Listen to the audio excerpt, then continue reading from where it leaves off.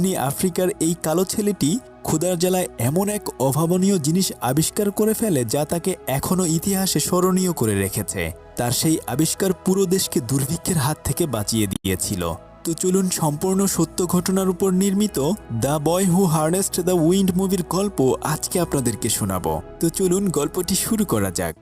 William নামের এই ছেলেটি আফ্রিকার মালাউ নামে একটা গ্রামে তার মা বাবার সাথে বাস করত। তার বাবা একজন কৃষক ছিল। তাদের এলাকার জমিগুলো বেশি একটা উর্বর ছিল না। তারা শুধুমাত্র ভুট্টা চাষ করে কোনো মতে তাদের জীবন ধারণ করত। কিন্তু ভুট্টার ফলন বেশি একটা হতো না। সে তার বাবার সাথে ভুট্টা খেতে কাজ করে তার বাবাকে সাহায্য করত। একদিন যখন তারা ভুট্টা খেতে কাজ করছিল, ঠিক তখনই তাদের এক প্রতিবেশী অজ্ঞান হয়ে ওখানে পড়ে যায়। না খেতে পেয়ে আসলে তারা সবাই অনেক বেশি পুষ্টিহীনতায় ভুগছিল। তাই সবাই তখন তাকে ধরাধরি করে বাড়িতে নিয়ে আসে। সারাদিন পরিশ্রম করার পরে বিকেলবেলা তারা তাদের ধর্ম